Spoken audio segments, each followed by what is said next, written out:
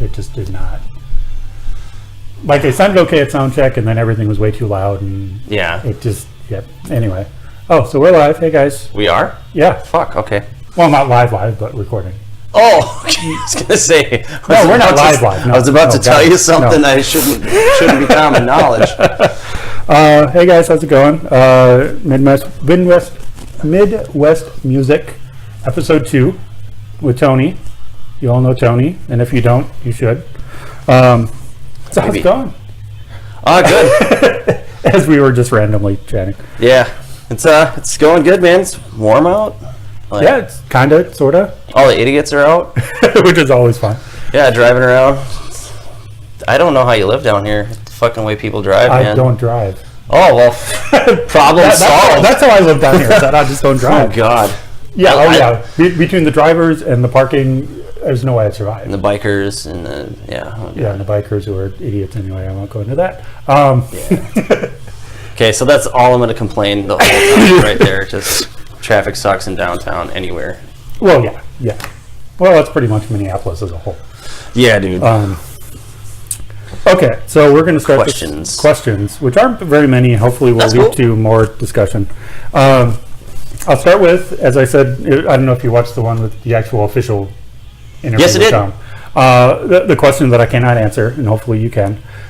Did you have that, what we call the aha moment, sometime in your life when you knew music was going to be in your life forever?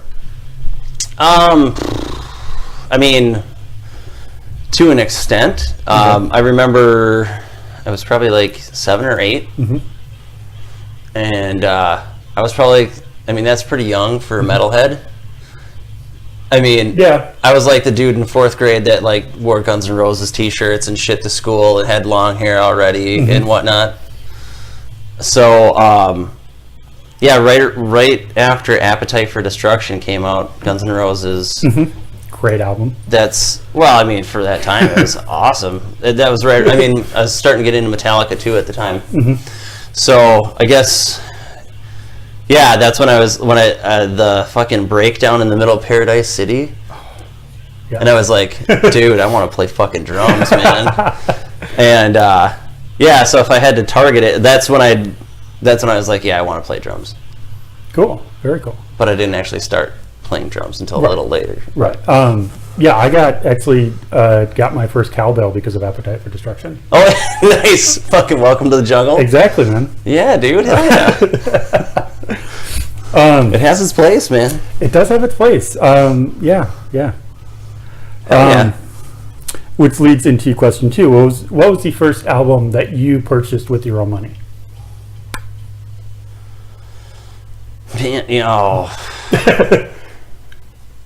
If you can remember. For some reason, that sticks in my head like nobody's business. I don't know why. God, I guess I don't know if I could actually pinpoint it because we're talking about. I'm a little older than a lot of people think, and so like we're talking tapes, we're talking cassettes. My first one was yeah. So I was into like all the big thrash bands and stuff. So it would probably have to be either that Guns N' Roses album or probably like Kill 'Em All by Metallica. I could tell you the first 3 CDs I owned. Go for it. Because that was like a big thing when, I think I was a teenager still.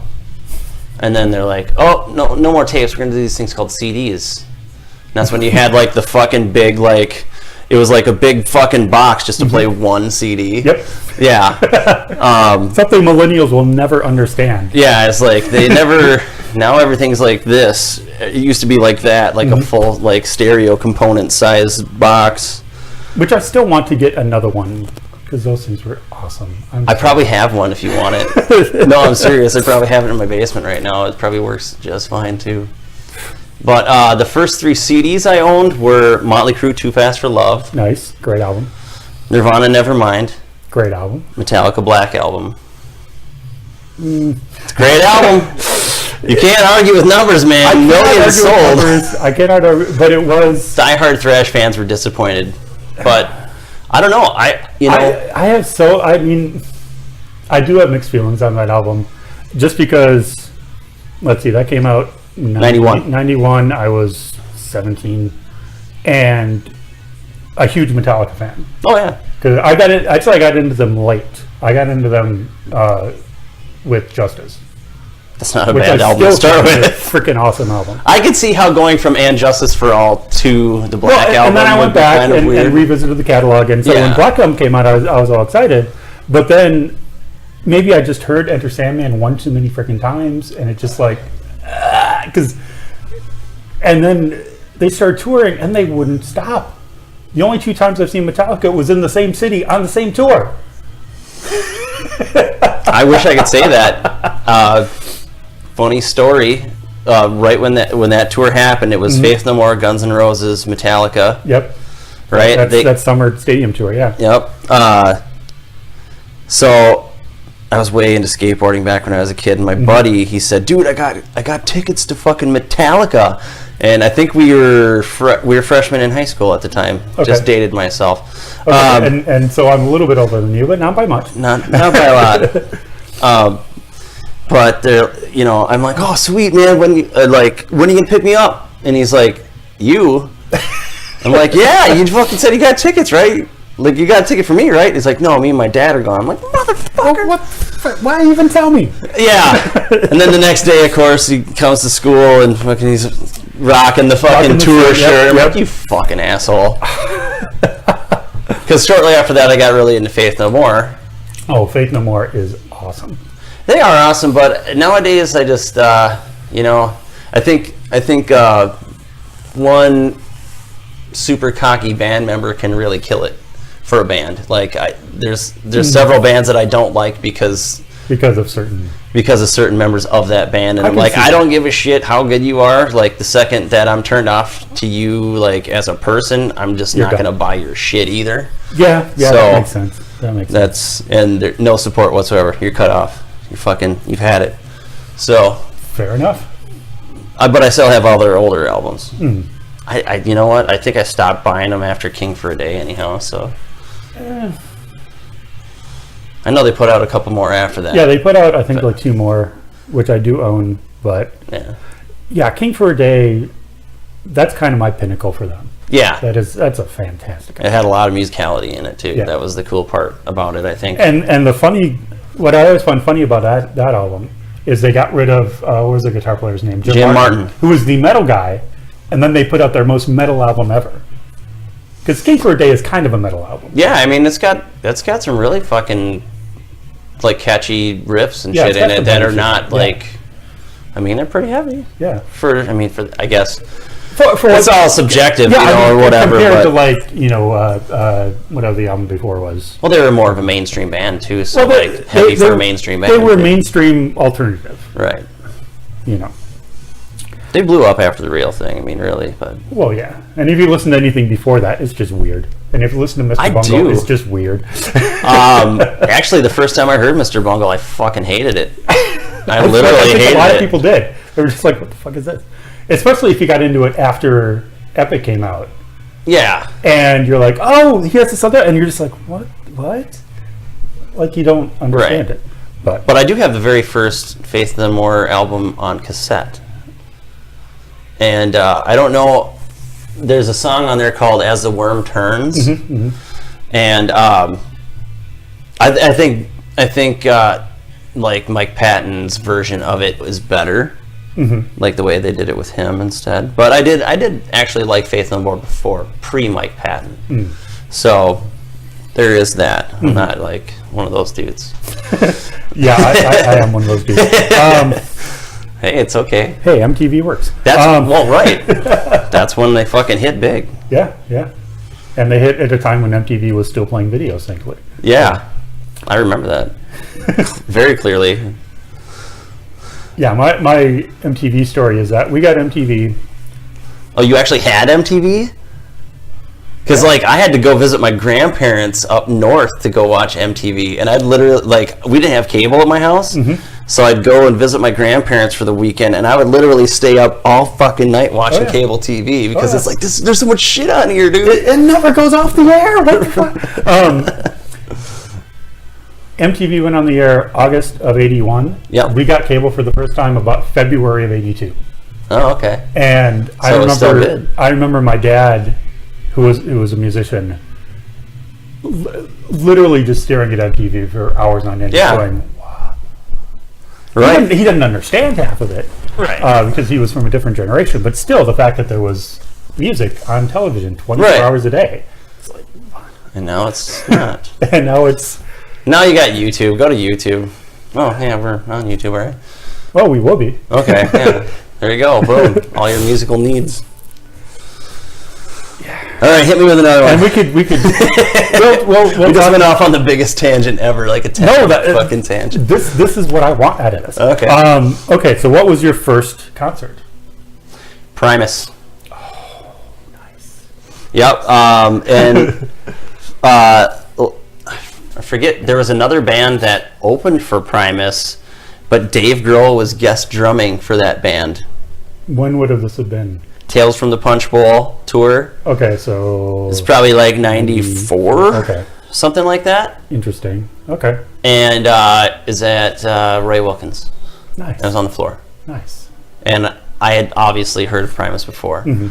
But like, obviously you listen to their CDs and you're just like, this is fucking weird. But also like you start like it's weird, but it's the coolest thing ever. It's super musical. And then you watch these goofballs play, especially Les. Well, yeah. And he's just jumping around like a fucking idiot. Like this isn't even hard, dude. Like I could do this fucking half asleep. So yeah, that was yep. Nice. Primus. Not a bad first. Not at all. It's better than mine. What was yours? Cinderella. Okay. 89. I'm gonna have to say mine is way better. Yours is way better. No hate, but like I had two sisters, one younger, one older, growing up in the 80s, and so the fucking hair bands, like I know Guns N' Roses technically could be lumped into there, but they had like, I don't know, they had a different vibe to them, dude. Oh, they totally had different vibe. Prior to that, like I listened to Poison, and then I was like, you know, these dudes look like a lot like chicks, so I'm gonna stop listening to these fucking dudes. And I'm gonna start listening to dudes that are just like fucking that just go out there and rip. Yeah, you know. Yeah, I mean, I can't say anything because being a middle schooler in the mid '80s, Van Halen, Motley Crue, were my gateways, and then eventually it became. I never got into like Warrant and all that, but I was a Poison fan for a while. Yeah, I was, Def Leppard, obviously. Until Whitesnake, like Hysteria came out, and then I was kind of. Whitesnake, the '87 Whitesnake album, I still hold up because it's still a great freaking album. Well, all of them are good. It's just, but then I just soon can't after do that, I discovered, heavier shit. That seems to be the way it goes. Yeah, you just discover, like, for me, it was like going from hair bands to, having my older sister like bring home a Metallica tape, and I was like, what? And then finding out that they used to have a guitar player that's also in a different band called Megadeth. Starting to listen to Megadeth and Anthrax, and then from there it just got heavier. I never went back to any of the hair type shit. So like, I never listened to Iron Maiden. I never listened to a bunch of stuff like that everybody's like, you don't listen to Iron Maiden? Like, no, I'm sorry, I don't. Well, I didn't start to listen to Maiden until about 10 years ago. Give or take. I can't do it. Maybe 15 years His ago. voice, man. I just don't dig it. Great voice, just don't dig it. Check out the first two albums with Paul Di'Anno. I have. They're much better. They're better. They're better than Bruce. I hate don't to know. say it, but I do like Paul Di'Anno. Oh, without the okay. Yeah. All right. Okay, I'll just for you. I'll revisit them. Yeah. And I'll get back. So the self-titled and Killers. Okay. Check those two out again. I know their graphics were fucking awesome. Like their posters and stuff. I mean. Oh yeah. I mean Eddie. Right. Well, that's all you had to go with back then. Like we had a record store in like the next town south from where we lived, and like you went in there and you just like flipped through all the cassettes and stuff, and you're like, well, there's like a fucking big ass skull on this one. I'm gonna check this shit out. Like you don't even care what the fuck band it is. No. It's just, is the cover cool? Yeah, a cool cover can do wonders. I'm telling you. Right. Well, I know. That's why we make fucking sick art, or we got sick art on all our shit. Yeah. Everybody's like, "Oh, your fucking art's sick." I was like, "What'd you think about the music?" I know the art's sick. Well, never mind. Yeah, Buy it for the art. I don't care. Okay. What was your first kit? Oh, that's The easy. first kit you ever owned? That's easy. It was a satin finish wood grain Premier Nice. 5-piece. So I actually didn't start, when I started playing music, I didn't start by playing the drums. I had wanted to play the drums since I was like way young. Right. But for one, it was expensive. Two, I think like the music program in our school district didn't start till like 3rd or 4th grade. I tried out for snare line. There was like 30 fucking kids in there. Yep. And I didn't get picked. And then from then on, it was like you had to have the prerequisite course before it. So like I completely got locked out of playing in school band because you needed to either like go get lessons or whatever. Right, to get up to snuff to get into the... Yeah. Or have the prerequisite class. And I was like, fuck you, you know, like... It's goofy, right? When they do that for music, that always... It's like, why do you think I want to take this class is to learn... Right. Yeah. It's kind of like, there's... I didn't get it, but I didn't get picked. So I didn't actually start playing music till I was like 16. Okay. And I worked with a bunch of these dudes at a grocery store in North Ranch. And they got me to different shit, like Tool was like the first time I heard Tool, they had played it for me or whatnot. Same thing with Mr. Bungle, because I had been a fan of Faith No More, but I hadn't heard Mr. Bungle. And in any case, so they started like a garage band called oh my god, I forget the original name of it, but they actually changed their name to Growling Cow. Okay. And so it was like a 4-piece band, and they could like somebody was always like gone or whatever. So like I would fucking go hang out, and their jam space was like a full-size trailer home that had power and everything to it. It was just sitting on the drummer's parents' property. They kind of just use it as like a guest house or something. I don't know. The guest suite. Yeah, right. So they practiced in there. And so I would just go hang out with them, and if the drummer didn't show up, I'd fucking like sit down behind the drums and fuck around, or if the bass player didn't show up, I'd sit there and fuck around on bass or whatever, and I was always hanging out. And so then their bass player quit or something, and so on my 16th birthday, like the whole band piles into a car, drives over to my house, they throw a fucking bass and an amp at me and be like, learn our shit. And I was like, okay. Cool. So it took me about 2 weeks to learn all their stuff, having never really played bass. I just like searched up and down the fretboard till I found the note, and I pieced it all together. And that's a bitch. So I don't know. Learning bass and learning particular songs at the same time. Yeah. I don't know. I did it, sir. Kudos. I wanted to do it really bad, you know. Like it was like fucking. And then shortly after that, that's when my buddy was like, "Hey, I've had a fucking drum set in my shed forever," and I'm like, "Why the fuck didn't you say something?" So I wouldn't have spent the last 2 weeks learning bass. Right, no, exactly.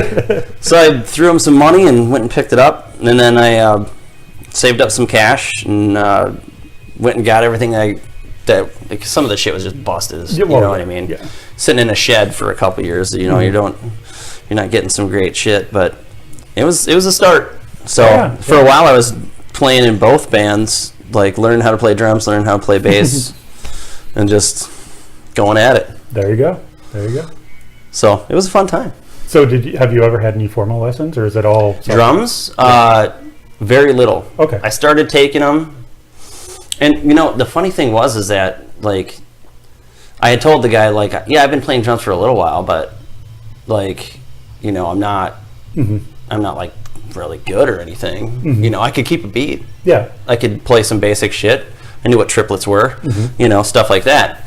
So I figured like, just like snare line, they would start you out doing stickings and patterns and stuff like that, you know.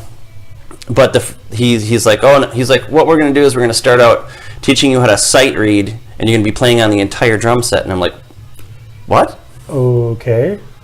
And I just thought that was really weird. That sounds like a weird method, yeah. So I did it for a little while, probably like, I would have to say probably 3 months. I went and, got to the point where I could actually play stuff, but still, like, I would figure like the first thing you would start doing is like technique and rudiments and things like that. But it just I don't know. It weirded me out, and I stopped going. I can see that. I can totally see that. I was just like, I don't really think that this is the way I should do this. so and then I never took any more. I just tried to talk to a bunch of drummers and I still hate this phrase to this day. Oh, it's whatever's comfortable for you, man. Like, no. no. When I ask you a fucking question about what you do, it's not turning it back on me. Yeah. I want you to tell me what the fuck you do. You know what I mean? Because even Neil Peart, do you remember? God, it had to have been like at least 10 years ago, probably 12 or more. Like, just out of nowhere, he stopped playing and then went to this specific teacher and said, "Oh yeah. Like, I want to learn how you do shit." And that's kind of always what I was looking for, is to find somebody that would just be like, this is how I do it. This is how you should do it. Instead of this fucking cookie cutter answer. And I've never found anybody to give me the right answer that I'm looking for. You know what I mean? Like, so I was just like, fuck it. If that's the case, I'll just teach myself or learn, watch videos or fuck around until I get something cohesive going. Well, yeah, no, and that's kind of the beauty in the age we live in, is that now it'd be great. You want to learn anything, just go on YouTube, search anything, and you will find 1,000 videos on it. But like back in those days, like I didn't know that there was so many different grips that you could use, or when I fucking do this, I use this grip or whatever the fuck, like there was none of that. People never gave me a straight answer. I think the last time I asked that question of any drummer was I went to a demo at LS Drums. Chris Penny was doing a clinic, original Dillinger Escape Plan drummer. Okay, I was going to say I know that name, but. And I was about to get up and ask him a question about a certain rudiment and like what he does, and try to get him to show me. And the guy before me asked the question I was going to ask, and he gave the cookie cutter answer. I was like, fuck you, dude. Like, I can't believe I paid money to do this. So, yeah. Yeah. I don't know. So I just taught myself or learned by watching other people. Well, you did good, because I watched some of the shit you do, and I'm like, ow, okay. Dude, I don't really do anything that complicated, though. That's the kind of the funny thing. You don't, but in the context of what you're playing, it seems complicated.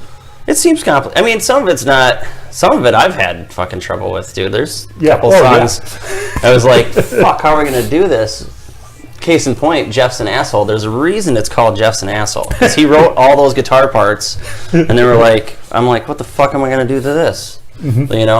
I'm like, I'm going to do my best Dillinger Escape Plan impersonation on this song and try to fucking do what I think they would do, because it was kind of in that fashion. Like, everything was kind of weird.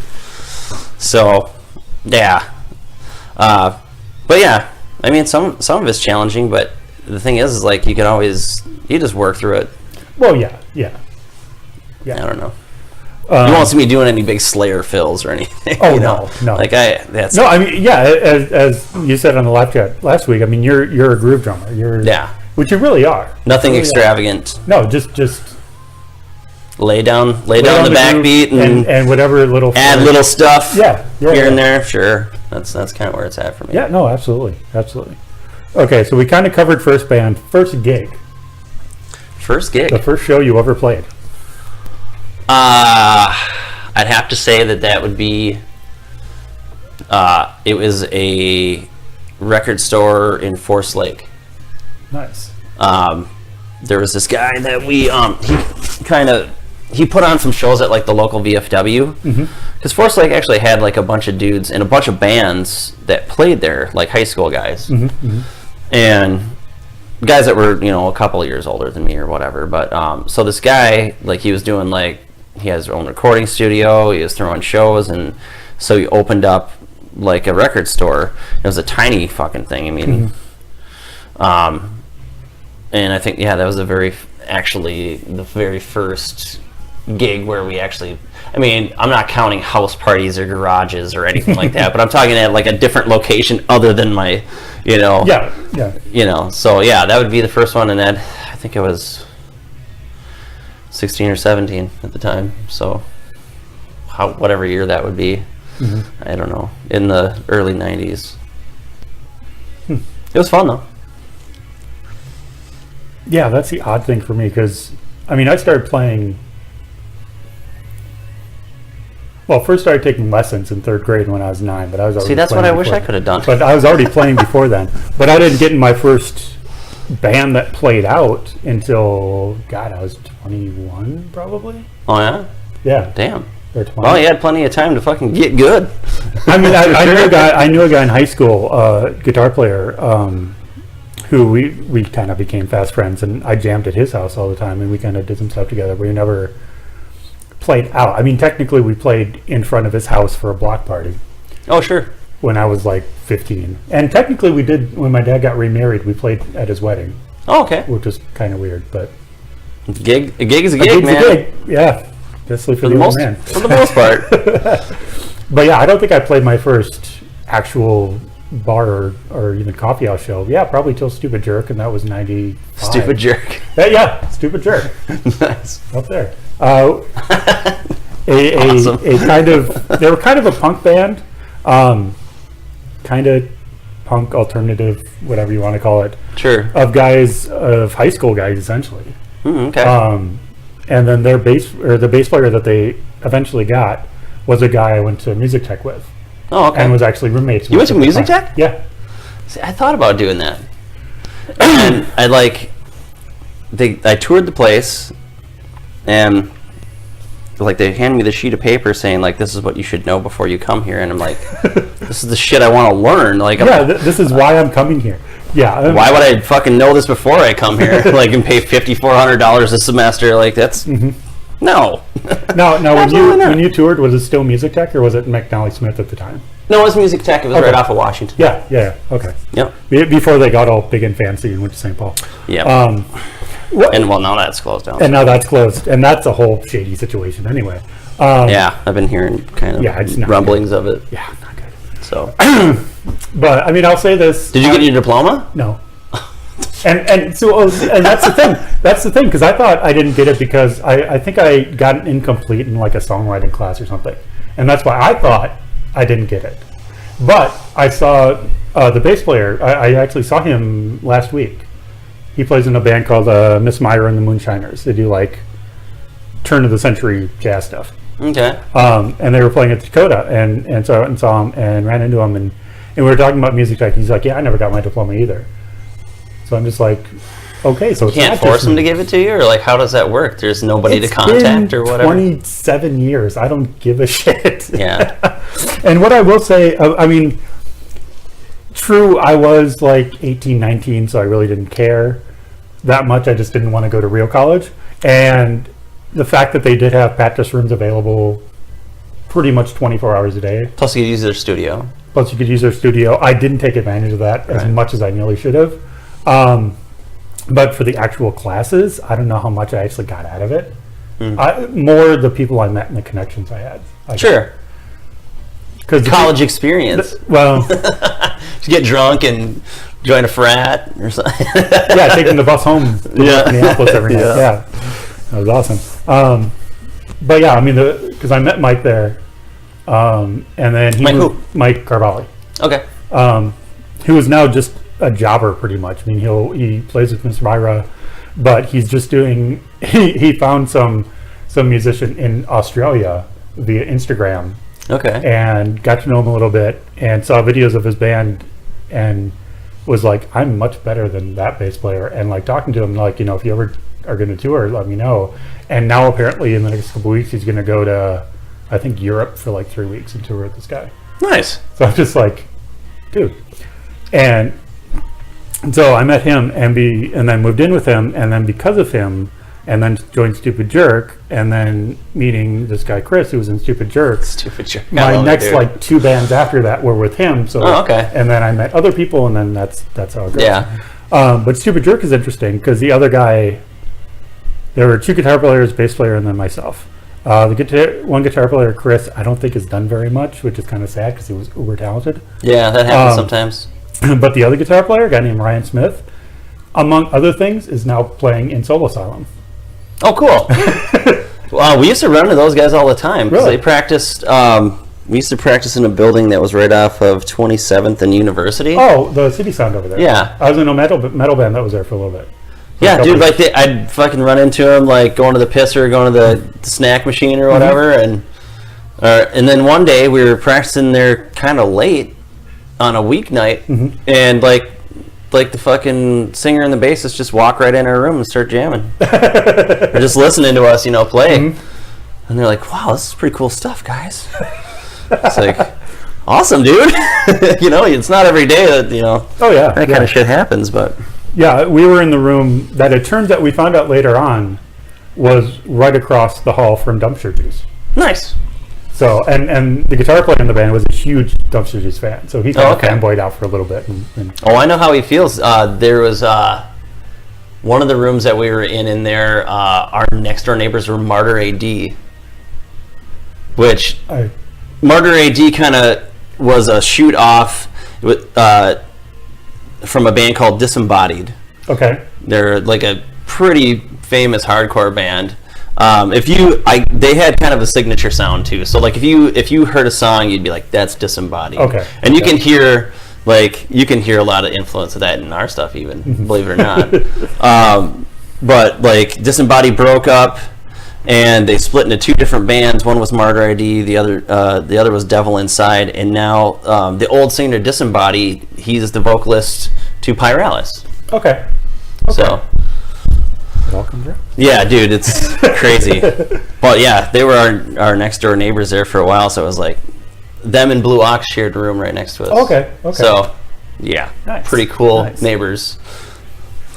Yeah, and then of course my cover band temporarily moved into the City Sound over in Glenwood. Oh, and then, okay. Like everybody is there. Yeah. I mean, just like everybody. And pretty much. Fuck. So I'm kind of sad we're not in that room anymore because it would have been fun to go just hangs everywhere, door to door, and to see who's there. Just hang out, see who's around. Yeah. Because I know like Beast Fate practices there. I know Jeremy and Kirsten's new band Brain Bleed. They practice there. God, who else is there? I know Infamous was there for a little bit. Yeah, I don't know who else, but yeah, that seems to be the building. Yeah, they're all this hive mind, like coming together. Right on. Okay, so I mean that's pretty much all my. That's all your questions. That's all my prepared questions. I know. Let me double check this. Well, and then the last one is just future projects and whatnot. But no, everybody already knows what that is. Yeah, I mean, so I have to ask. Oh boy. Because before. Is this a loaded question? We talked about this. It's not, okay. Well, it might be. I don't know. So before seeing you guys in a couple other bands, I had no idea instrumental metal was a thing. Oh yeah. And then I saw, I don't know if it was a show at Lee's or a show at Club Underground where there were like 3. I think it was you guys, Zenith Waves and Constants and Variables. Constants and Variables. And I'm like, all on the same bill. What? and yes, it's all instrumental, but it's also different. Yeah, because you guys are more kind of proggy techie. If you say so. There's a lot of weird time signatures. Come on.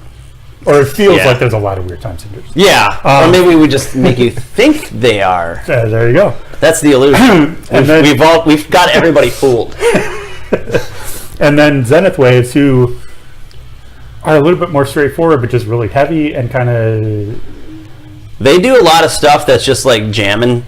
Yeah. And then they do some cool leads over the top of that. And yeah, I mean, their stuff, I'm sure that they could fucking pretty much do whatever they want. All those guys are good as fuck. Oh yeah. So. And then you have Constant Variables, who I find almost jazzy. Like I can tell that their drummer is a jazz drummer. Yeah. You can tell he's got jazz chops. Yeah. That's the one thing that impressed me. I was like, Well, jazz, I mean, most of the time is instrumental. You know, I prefer my jazz instrumental. With lots of drum solos. I don't really like vocal jazz. That's not a... Well, that's kind of the funny thing about... I mean, like you were saying, like, you didn't know that it was really a thing. Mm-hmm. And to be honest, like, for a long time, I didn't know it was a thing. So that's the question. How did you find Cymothoa? Oh, God, that goes back to fucking the early 2000s. Okay, so the shorter of the two stories is going to be how I found instrumental metal. Okay. So do you remember? Well, it's now called the Doghouse, but it used to be called the Rock, mm-hmm. and it was like that place was actually like a really hopping place to fucking play mm-hmm. back in the early 2000s and shit. Yeah. Well, I think it was probably like 2007 or 2008. And I was really into Dillinger, mm-hmm.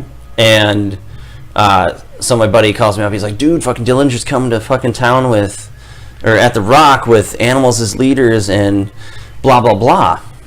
And I was like, "Oh, well, let's fucking go." Yeah, you know, dude, yeah. And so Animals as leaders opened up for him, mm-hmm. and he didn't even really tell me what was going on with that band. And then I'm like, "Where's the fucking vocalist, dude?" And he's like, "They're instrumental." And I'm like, "What?"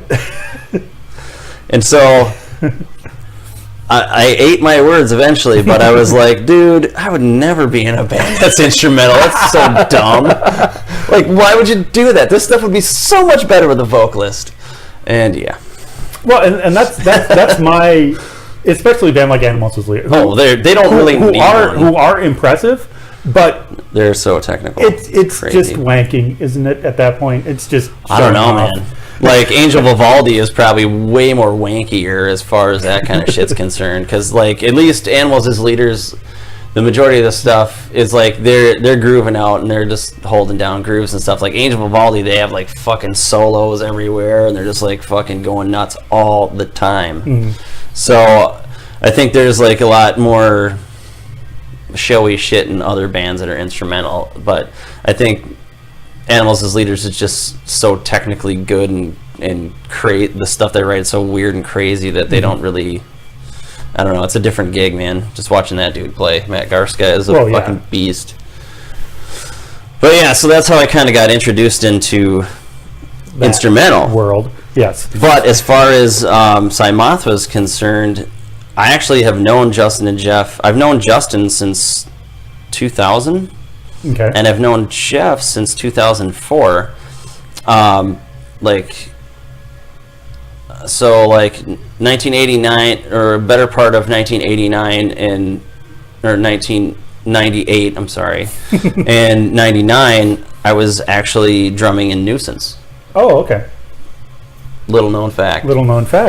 Revealed here. And then I left. Pretty much everybody left. Mm-hmm.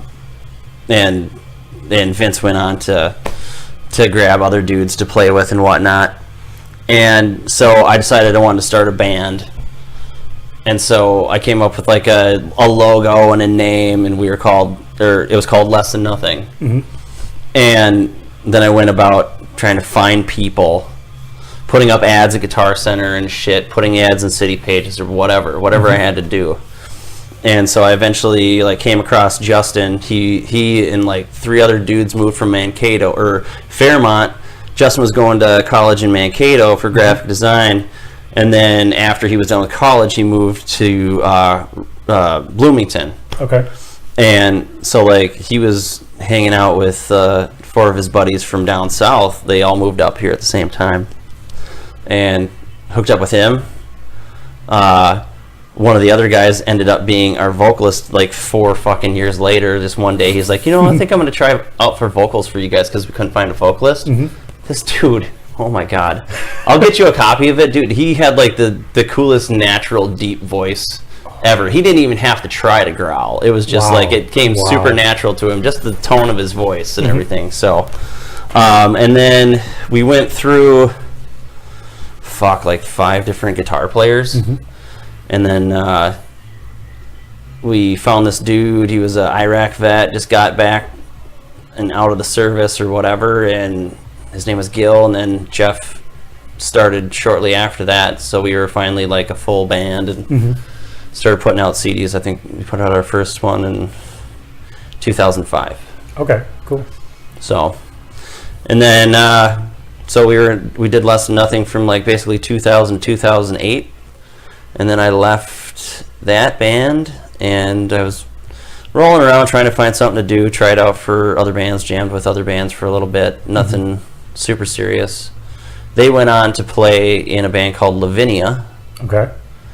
So they just got like a different drummer. And then they put out a CD and that dude left.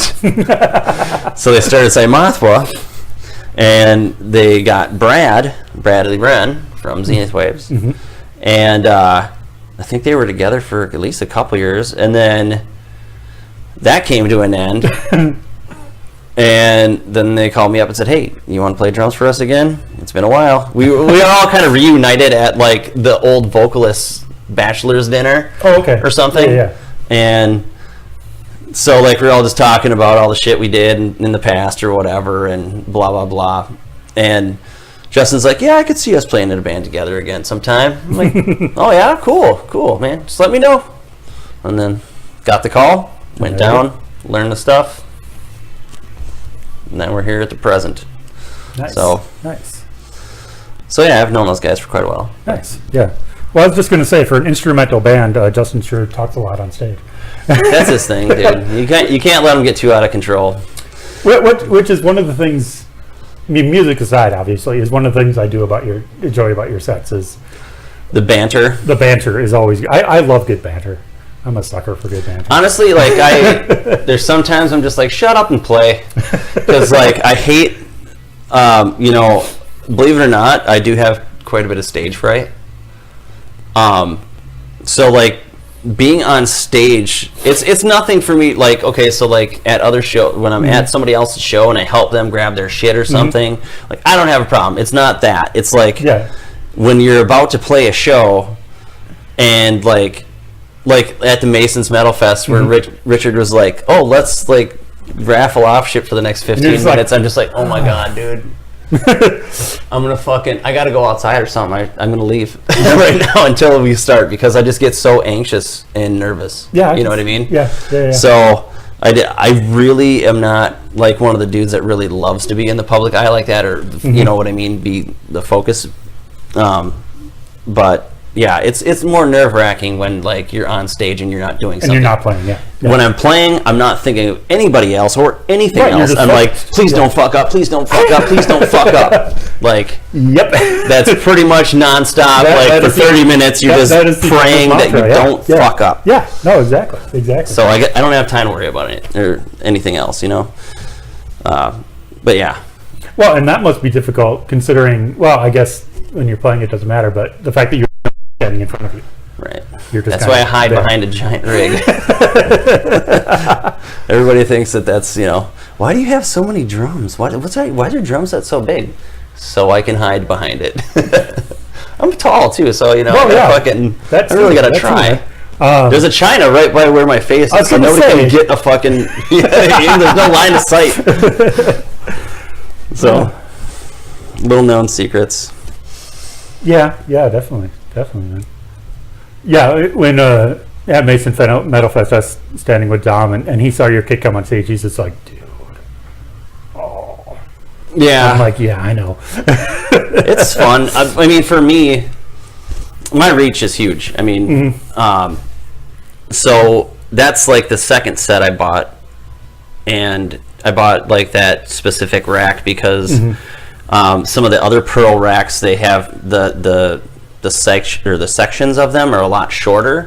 So on that curved icon rack that I have on my Cymothoa kit, they're like a foot longer than the standard ones. At least a foot, if maybe a foot and a half. Yeah.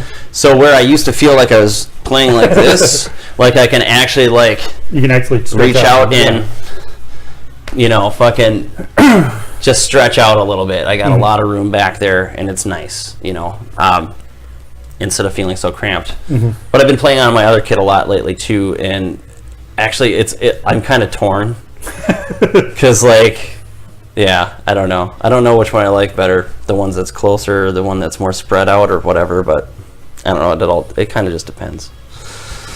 But yeah, and I'm kind of the opposite in that, because I'm tall as well and probably have a little bit of reach, but I like all my stuff very close and within, that kind of a thing. And see, I think I could probably move a lot faster around the drums, like when I'm playing my setup that's closer in. But with Cymothoa, I'm not doing like huge fills across the toms and a lot of like technical stuff in that concern. Yeah, it's not like I'm fucking like trading, doing all this crazy shit. It's not like that. So I just basically get to like hold down groove and stuff, and so that's, I think, what makes it more comfortable. Like when I'm, playing in a certain position for a bit, and I could just kind of spread out. And plus, it is nice to kind of feel the stage. Yeah. Although, like, there's been plenty of times where it's like I can't fit on this thing. Like, you know what I mean? Yeah. There's reasons. I mean, there's certain clubs that we don't play, and part of it is because, like, I'm not fitting on there. Like, there's no way. Yeah, when you walk in the stage is essentially a drum riser, and you're like, no. I'm like, where are you I'm like, oh, I know where I'm gonna be. Where are you guys gonna go? Not to mention the club's the terminal. Yeah. I would never go there. That's my thing. Sorry. Don't ever play there because I won't go see you. Dude, you need to play closer up north, or like, I know you go to Savage and play a lot, dude, but a lot of our shows are the farthest we go up north. Do you play at Doghouse? We played Doghouse once. And they have not asked us back yet. Well, the fucking time you played Lee's this recently, I had like a fucking ton of other shows to go cover that night. So I couldn't make it. And I apologize. I know I've been telling you forever I was going to come out to one of your shows. That's okay. Everybody I know in the scene has that exact same rep. They're like, well, I mean, and I understand. I completely understand. You can't go to every show. I'm not holding anybody to anything. And I have actually missed so many shows lately that I wanted to go to, just because you just get exhausted. Oh, dude, yeah, I know. Just like, yeah, sometimes it's two shows a night. Like, you try to catch as many bands you can in one area, then you fucking hop over to, like, Nomad or something. Like, I did that a couple weeks ago, where it was, like, fucking Wolf Mask, Coffin Rod at Lee's. And then Hate Beast was playing Nomad. And they don't play a lot. So I was like, I have to go catch them. Yeah. So, and their guitar player drives from Milwaukee to play gigs, so it's like... Oh, I didn't know that. Yeah. That explains a lot. Carlos lives in Milwaukee, so whenever they have a show here, it's like... You go. You get your ass to that show. Yeah. And I like them anyway. Right. But now that's just more added incentive to Yep. And they're really fun to hang out with. They're they're really great nice guys. They're great guys, yeah. And they're on zero budget, so... Yeah, no. Yeah. I'm not trying to plug anything here. Oh, no, not at all. I'm just saying the zero budget has great bands on it. I mean. Well, yeah, I mean, that's no question there. I mean, and they keep signing just awesome bands too. So yeah, we're gonna try and keep that up. Yeah, absolutely. Nothing to fucking announce at the moment, but there was like a fucking just a slew of things happening and press releases. For not that long ago. Yeah, for a while they were signing like a band a week. Yeah, and I knew all the bands that were so happy for it, because it's kind of like, dude, that's awesome. Yeah, and it's fun to just be like in a collective group of people like that, where it's like these guys are all good as fuck, Oh, yeah. And they're all cool dudes, and it's just a cool environment to be in. I mean, I don't know why anybody wouldn't want to be part of it. Well, you know what I mean? So. Yeah, it sounds like we need to organize some sort of zero budget, like bar crawl or hang or something. If we could get people to go to the fucking meetings, that would be a good start. Because basically the meetings turn into like he cracks a bunch of jokes, but he does talk about stuff that obviously are issues that we need to address. Right, obviously. And actual business. But every time I go to their meetings, I get trashed because they're usually on a Tuesday or Wednesday, and I'm going to be there from 6 o'clock till 10 o'clock or midnight anyhow. So I'm just like, bring a case of beer and just start passing them out. So yeah, those are good times. But we don't have like, not everybody can make it, obviously. So but yeah, a bar crawl would have to be way more organized. Well, how about like a softball game or something? Oh God, I can't. In the tradition of the good old-fashioned company softball games, where softball was the least thing of anybody's concern. Only just if hanging out in the sun all day. I'll participate only if I get a hit, somebody else runs for me. Fair enough. Because my ankles are we will have designated runners. Okay, for all drummers at least. Right. I can't afford to get hurt. If not everybody else. Like right before we went to go record our last CD, 8 days before we were supposed to start tracking, I rolled my ankle at work. Ooh. And we were on like a super crazy time schedule anyhow, as far as like how everything needed to happen to come together to get the release. Because that show had been planned for months upon months before we were actually on it. And somebody at Zenith Waves asked us to play it because they were releasing. And then Coffin Rot was also releasing.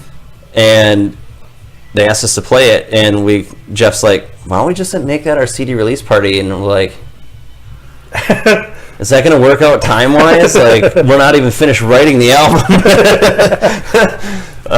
So, yeah, and then to have it, like, something like that happen, we had to postpone tracking drums for, like, an extra week. Ooh. And, like, it was down to the wire. It wasn't quite as down to the wire as I've seen it happen. Like where you're, loading your boxes of CDs into the venue at the day of the show. Yeah. Like not like that, but yeah. It was like fuck. So, but it was tight. So no more fucking running or anything for me. Oh God, no. But yeah, I don't know that I could run anyhow. It's funny. You would think that being a drummer, using all your limbs, you'd be the healthiest member of the band. I've never met a truly healthy drummer in my life, I don't think. I mean, my job's really physical, though, and that's probably, that's why my body's so beat up. That's why I'm saying, like, no extracurricular activities as far as physical stuff. Like, I used to skateboard. I would love to still skateboard. But you just... I get hurt too much. Yeah. Snowboarding, get hurt too much. Drummers don't get hurt too much, pretty tough to get hurt. So drumming was like, yep, I'm gonna give up all this crazy shit where I can get hurt. I'm just gonna focus on playing drums. Yes. So yeah. Well, hell yeah, dude. Anything else? Do you want to talk gear? Yeah, I'll talk gear. Or are you more of a gear person? Because I tried to talk gear with Dom, but he isn't really a gear person. I guess I'm probably like, I have my preferences, and that doesn't change a lot. Aside from my very first drum kit, I've only played Pearl. I will only play Pearl. But like even my drums are like, my drums are all birch. It's not like my Cymothoa drums are all birch. My other kit is maple. Okay. And like, people have asked me like, well, what's your drums made out of? They sound great. I'm like, birch. It's like the cheapest shit you could buy, damn near, Yeah. And it's like, and I'm like, I wanted birch drums because they're loud as fuck, and playing metal, it's kind of what you need, you know. And you're kind of a hard hitter anyway. Am I? I don't know. Like, I think it kind of depends. I don't break a lot of stuff. I think I broke 3 sticks last year. Well, I don't know. You're a very solid hitter. Yeah. I've learned my lesson. Hard hitter, but a solid hitter, because so many broken cymbals. I was like, I gotta lay the fuck off on this stuff. Yeah, because they're too expensive. Because I see a lot of drummers of bands that I like, and I look at the drum and I'm just like, like a weak snare drum. That is my kryptonite. I hate that. That drives me nuts. I'm not really good at tuning snares, man. Just a weakly played. Oh, well, okay, here's the thing. Like, when I do double ups, like, like, I don't always get the volume. It's been a conscious thing that I've been trying to correct for a while. But there are people, that are clearly they either play a lot in the studio, or they maybe play electric kits or something, but because their touch is so light. Yeah. I mean, especially when playing somewhere where the snare isn't mic'd. Right. And it's just like... Yeah. I have that same problem with blast beats. Like, you'll have someone who's solid as hell, and then they go to the blast beat, and the snare goes away, which I understand, because I can't play a fucking blast beat to save my life. Oh, I mean, I can do it for like a whole 10 seconds. I can't even do 10 before seconds. gassing out. And so I know it's difficult, but I know it can be done, because I've heard people do it. Yeah. And it takes a long fucking time to get that, though, man. Like, you almost got to certainly just focus on that. And then the other thing that I've noticed, and again, I'm not trying to insult any other drummers out there, but a lot of them are probably self-taught, and it's not a criticism to self-taught people, but you need to know a little bit about how music works. Right. Like, if you go to blast, you're not just playing as fast as you can. Right. There actually is a technique and a rhythm to it. Right. And you have to know that. And I think a lot of people don't. It's true. Which is why when a lot of bands go into those sections, everything kind of goes loosey-goosey because the time goes away. Yeah. You know. And the power. And the power and everything. And you have the guitar player and the bass player both doing these crazy runs, and it's kind of like there's no stability anywhere. Right. Which is part of, I mean, yeah. And then there's dudes that, like, when you watch them play, it's like they look so relaxed. It looks like they're playing light, but their shit comes through clear as day. Like, I know several dudes that are like that. Like Aaron Lanick. If you watch that dude play, like, his blasts are fucking crazy loud, and it's like he's not even trying. He's not even fucking trying. Yeah. Yep. I hate you, Aaron Lanick. No, I love you. I love that guy. I probably know, like, out of all the drummers that I know, I've known him the longest. Probably. He's awesome dude, great drummer. And hey, Asilic is playing next Thursday or next Friday at Lee's. You should go see Asilic, dude. They're gonna fucking haul ass. Friday. Lee's Hydration Fest. Oh yeah. Yeah, they're opening the whole thing, dude. You should really be there. Okay. I don't think I'm doing anything Friday. Dude, go. I'm gonna now that I have your phone number, I'm gonna text you and be like, go. Why aren't you here? Fucking go. Totally. I'm always. There's gonna be a lot of good bands there, but they're opening. It's their very first show ever. So like, it's gonna be awesome. That's an impressive first show. Yeah. That's awesome, man. Hell yeah. So Pearl, what series? Mine, my birch ones are Vision. Okay. And the maple ones I have, the maple ones because I just actually like traded in a drum set that I had. They were all maple. It was Prestige. Oh God, Session Select. Okay. I can't fucking talk. All maple shells, but it was more of like a jazz kit. But when I bought it, like in 1999, I didn't know the fucking difference. So I just I was like, oh cool, I like the color, whatever. So I recently just traded that one in, and I actually got a lot of money for it, believe it or not. Nice. You usually, when you trade something in, you don't get shit, right? Oh yeah, you barely get what you're trading it. Yeah. Yeah, the dude's like, so what are you expecting out of this? I'm like, not much, dude. Like, just give me whatever the fuck you're gonna give me. Gas money home, you know. Yeah, dude gave me like $400 for my drums that I've had since 1999. Wow, nice. Yeah, so and the kit that I bought was only like $800. Nice. So score. Excellent. So those are all maple. They're like Pearl Decade. I don't know if they're supposed to be low end or whatever, but they're like satin finish, fade from brown to orange to brown. Okay. It's kind of a weird weird Halloween color looking thing. But I like it. They got the cheapest fucking mounting hardware on the toms though. Like, I gotta change that shit to something better. But like, neither of my kits are really all that expensive. I think I got my birch one for probably like $1,100 total. I had to order an extra tom, special order it, and then the other one was $800. I think the most expensive part of any of my drum sets is the rack and the hardware and the cymbals. That's usually the case. Yeah, I mean, it's like... Yeah, I mean, you'll find you do not need to spend, $3,000 on a drum kit. No, you don't. You don't need to. But it seems like you get a lot cooler drums when you do. Like, I mean, if I could go, like, I see the DW kits and stuff like that. I mean, DW would be cool. They're nice sounding drums. Yeah. You can also spend the same amount of money on a Pearl kit, like a reference kit. The high-end Pearl kits. Yeah, like where you get to pick the wood, the hardware, fucking whatever, the sizes and dimensions of all drums. You know, if you pay that big money, you can pretty much just customize a whole kit, you know. So maybe someday. But I mean, I've been in bands where I've played, you know, like a Pearl export and made it sound good. If you can tune it up right, I mean, that's all you really need. On and tune it up. You don't need. I mean, yeah.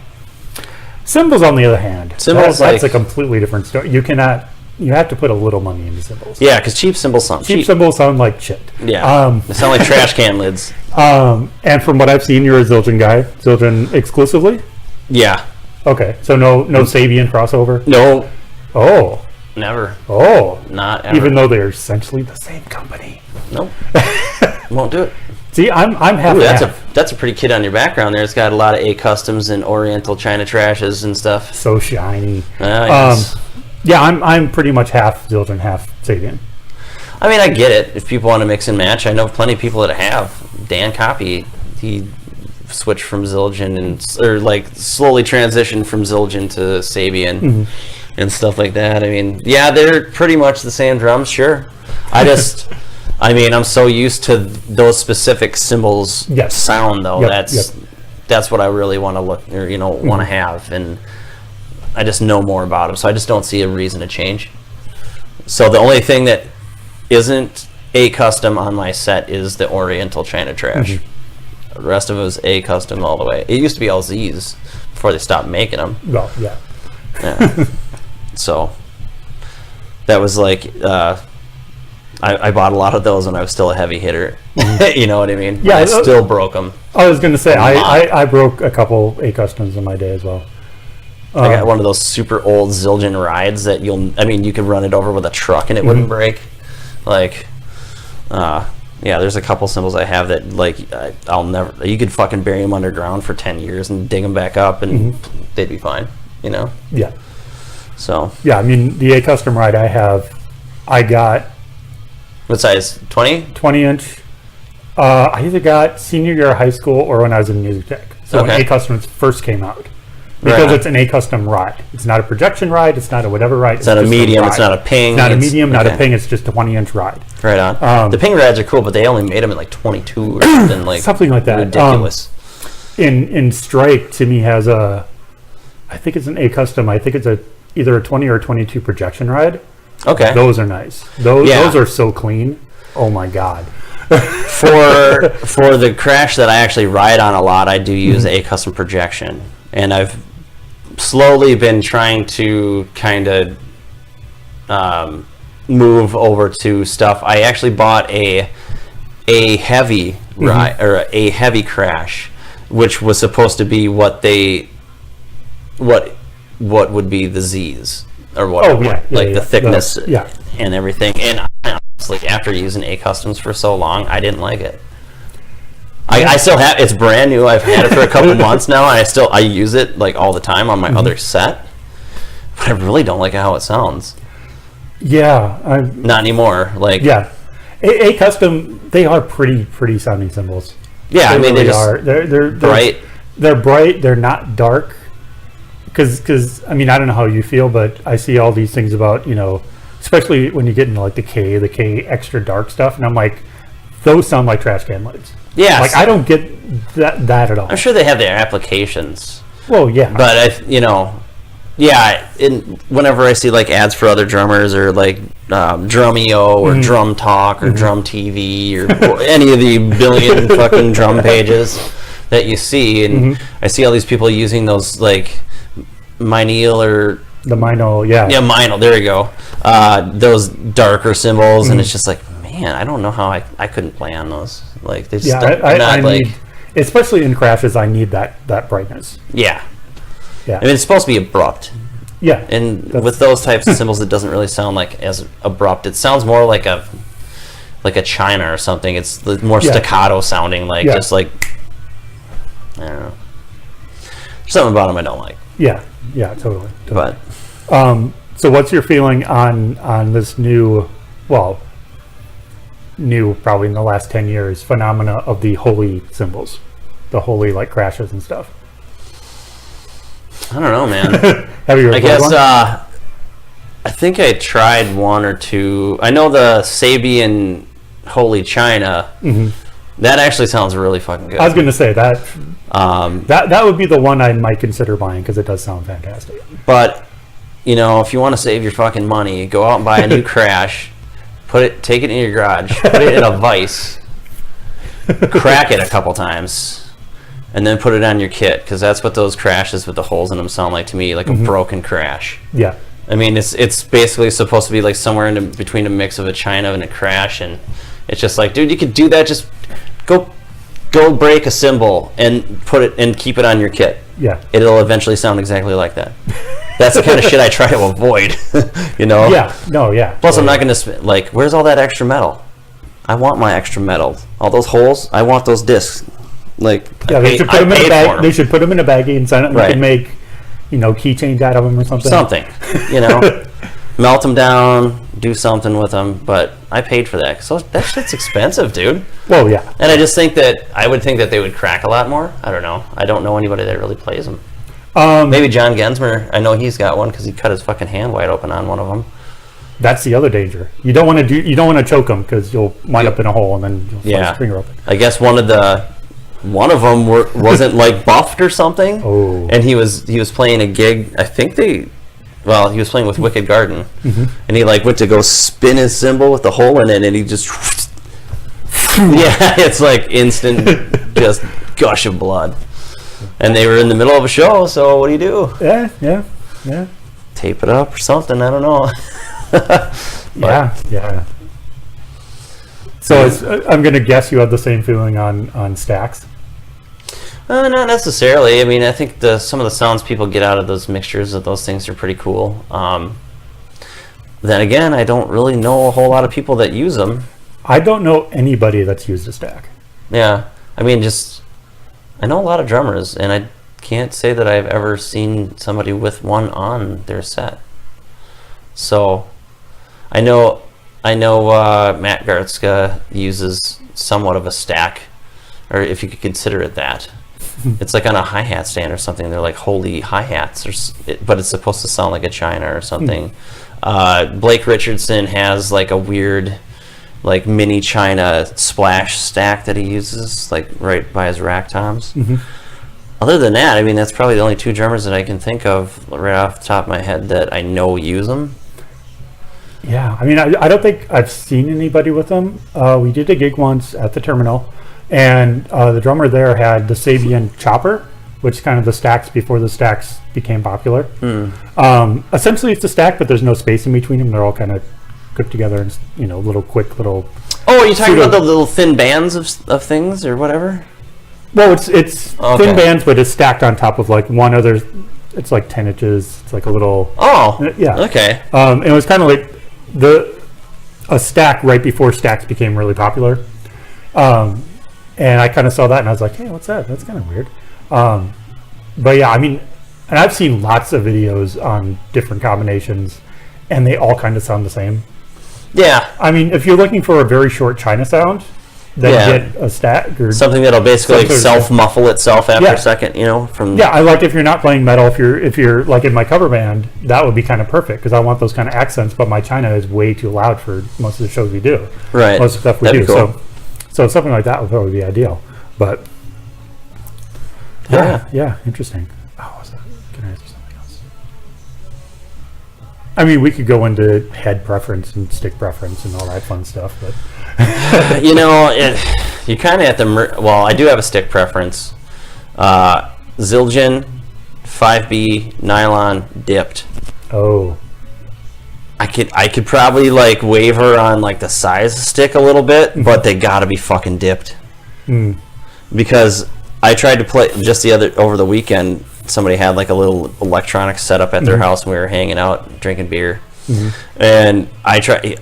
He had a pair of sticks sitting there, and he actually had like a piece of tape marked where his fulcrum was, which was, I was like, it's a good idea. I keep a piece of tape back here with my pinky, so I always know when the stick's getting too far out of my hand. Because I like kind of have a loosey-goosey grip, and my hands sweat. But I cannot hold on to a pair of non-dip sticks, like just plain wood. Like I'll be like, they fall right out of my hands. I don't know why. See, I the never dip had, ones work great though. I never had that problem. I had the problem, and I don't know, probably my technique, but I would get blisters like nobody's business. Oh yeah. Dude, feel these hands. Oh yeah. Like the inside of my thumb here too. Like feel it. No, I'm serious. It's like sandpaper. Yeah. And yeah, I was never that bad, but yeah. For a while because I was in Stupid Jerk, and then that band ended. Stupid Jerk. I love that band. And then the only band name that I've heard that's better than that is Jerkules. Jerkules. That's a co-headlining tour right there. Oh right, dude. But then I didn't. So that band ended in end of '95. I didn't probably touch a stick for like a year. Okay. I was living in an apartment and couldn't practice there, and didn't have practice space. So you lose your calluses. Well, whatever I had built up, I didn't really have any calluses built up anyway. Okay. And then next band I joined was like a hard rock cover band. Okay. And within 2 practices, I was getting blisters. Yeah. So instead of doing the smart thing and actually working them up to calluses, I would just wrap pretty much this finger, part of this finger, and my thumb on both hands in fabric Band-Aids. So I literally would go through, like a box. I would get the big 100-pack, and that would last me about 2 shows. You know what I did instead of Band-Aids? Yeah. It's Next Care neoprene waterproof tape. Oh, okay, yeah. And so it's a little more cushiony because like over the weekend my whole pinky is like split open. Ooh. Like, so I was gonna start taping some certain spots up because they're like, that's a big one right there. That's a callus there, but it's hitting it so much that it's like I'm gonna have to fucking tape up some of my fingers here because they're. I think maybe the temperature and the lack of humidity and all well, that. Yeah, that it's that time of year too, yeah, but yeah, Minnesota. God, just be over with. And but then, so then after that band, I kind of adjusted back because I was playing as heavy, and then I joined another metal band. And same thing started to happen. So I started wrapping my sticks first with like actual grip tape, and then I discovered if you use essentially tennis racket wrap, because that's a little bit more cushiony. Is that kind of like hockey stick tape? I suppose it would be. I guess I've never held a tennis racket before. Yeah. You use drum dial too?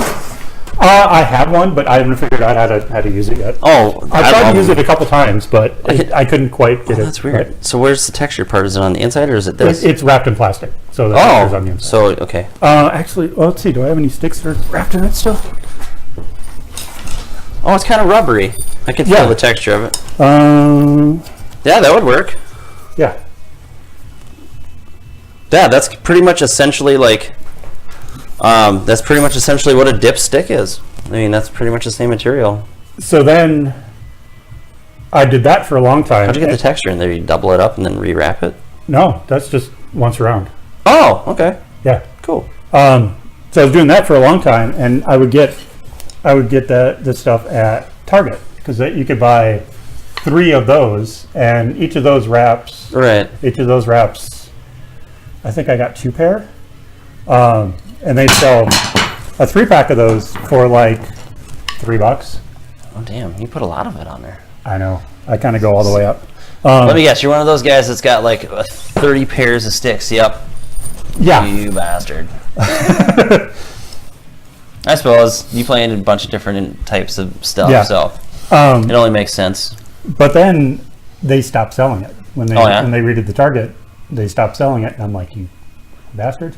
And I looked online, and it was like 3 times as much. Oh. And I'm like, that's ridiculous. So I taught myself how to play without it. But, side story, when I joined Strike, Timmy is a What very. size are these? Keep talking. I'm just going to dig Those for are your bag. both. Yeah, dig away in it. I've got lots of fun stuff in there. Basically, they're both 5A, but the extended, Okay. which is another like Extra added, like, length. half inch or something. So those two go. That's what I've been using lately. But I for a long time I was trying different stuff. For all I was using. Is that what the extreme is? Yeah. The extent, Yeah, like the just extra length. Yeah, so it's like a 16 inch instead of a 15 and a half or whatever. Oh, okay. I used to use these things called Super 5Bs, and they were like 16. They were over 16, and the whole thing was is that where this neck comes down, it stayed much wider. Like, Okay, yeah. so the shoulder was like way thicker. Yeah, coming down that's to the what I tip. need. They don't make them anymore. I know nobody make. I need to find. Where did these come from? It Here? didn't. It doesn't matter. Okay. I need to find sticks that have a thicker. That one's broke. That one's I do because I'll just shred them, and I don't know if I have any of my good shredded ones here, but yeah, so I'll just shred them down like that, Yeah. and then That's usually how I end up throwing Yeah. mine away. I don't and necessarily. then break them. eventually they'll break, but I'm like one of those guys. Like once my sticks get really chewed up like that, I will throw them away. I won't use them till they break, because they'll start to feel funny, and the weight of them is so much less than like. yeah, So like if you actually did break one and you grab another spare to use, and then one of them is worn way more than the other one, you're like, no, and then this- you're uneven. yeah, it just feels weird to me. So I can't do it once they get down to like that. I'm just like, I should just give them to Tom. He can break them for me. That fucking dude hits harder than anybody I've ever seen in my life. So Timmy being generous, the first Christmas I was in Strike, he got me a brand new stick bag, nicest stick bag I've ever owned. Where's that? Is it here? No, it's at The space. it's space, but it's like a head one, I think. And Okay. it's got like the plush stuff on the inside, and I mean it's really really nice. And he got fancy. me like 6 pairs of sticks or a dozen pairs of sticks, but half of them were the dip grip. And I'm like, okay. So I tried throwing them, and my fingers started to hurt, and I'm just like, damn it. Yeah, I mean, it is way rougher on your hands. There's no doubt Yeah. about it. But, I mean, for me, I just got to have it. They just fly right out. 'Cause I don't have soft, supple, like, baby hands. Like, you know what I mean? Like, but they're super rough. They just go... So, Well, you could do. Who was it? Was it Vinnie Paul that would like wear gloves. wear gloves or just like chop into the sticks to give them grip? Somebody did that. I don't remember who. I don't know. I guess I just like it the way it is. You know, I mean- I'll dip them. I'll just have them dipped or Yeah, whatever. I mean, but- if you find something that works, don't fuck with it. Yeah. The problem is fucking like I go to GC for a lot of stuff, and mostly because of their warranties. I mean, if I go buy a $350 cymbal and I pay an extra $100, if I break that cymbal, I call them and they send me a new one, and I don't have to send the old one back. So now I have like a spare, somewhat unusable cymbal, and they're going to send me a brand new one. I mean, You can't really argue with that. yeah, I mean, you could even manipulate that system if you were so inclined, if you wanted to. But all my spare cymbals are cracked, so I don't do that actually. But I mean, yeah. But they're sold out of fucking everything. I went in there the other day, the one down in Maple Grove, and I wanted to get a pair of Heroes earplugs. I wanted to get a kick drum pad, like a double kick drum pad for the head, and I wanted to get a pair of fucking like just the regular earmuff headphones, not with the speaker in it or anything, because I have in-ears now. But to help isolate Yeah. Yep. that even more, like while practicing. And they only had the kick drum pad. I'm like, fucking hey, dude. You go in there to try to find a pair of sticks, and they don't have the sticks you want. Like, I don't know, dude. Good thing there's like 5 of them, 5, 6, good targets Yeah. to go to and try to find your shit. So, Not to mention a number of locally owned drum shops. I've had horrible luck with that. Really? Yeah, absolutely. When I went to go buy my birch kit, and this is why I will I will never buy anything that has anything to do with Ellis anymore. I literally walked into Ellis Drum Shop. I had $2,300 in cash. And I was like, okay, here's the thing. Mm-hmm. I want you to order me a drum set from Pearl. Can you do that? Oh, yeah, we'll just call them up. Cool. Where's your catalog? Look through it. I want that color, these dimensions. Cool? All right. So, go to work the next day. I call them and so the next day I figured, oh, the order's already in, man. I just got to pay for it, right? Walk in. Hey, did you make that call? Oh, no, we didn't get to it. We've had a whole 24 hours. I'll give you another shot. Make the call, okay? Leave, go to work. After work, I was like, I'm not driving all the way over there. I'm going to call them first. Mm-hmm. Like, yeah. Why don't you order that Pro kit? Did you make that phone call? Oh, no, we just didn't find the time. Motherfucker, I know you ain't that busy. You just lost my business. Mm. Yeah, fair enough. Fair enough. Like, I heard the dude's shady as fuck, and I won't buy anything that's affiliated with him. I don't care.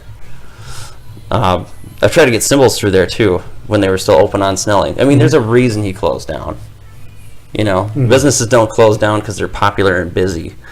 They close down because they run like shit, or the dude's shady that runs it. And so I just refuse to buy there. Is he affiliated with that Twin Cities Drum Collective? That I don't know. Yeah. I think that might be separate. Okay, good. Because there's a couple of my buddies, drummer friends, that have told me, like, you should go down there and check it out. And Connor, he even works there. And, like, that would be my first question is, like, is it affiliated with this jerk-off? And if the answer is yes, it's like, sorry, dude. Nope. I don't care if you're local. I don't care. Like, I'm not buying from there. But Clash Drums is, like, right down the street from where we practice. So if I ever need anything, I can go in there. Yeah, Clash is pretty cool. I've gotten some stuff from there. Well, every time I went in there, they had what I wanted. Yeah. So that's a plus.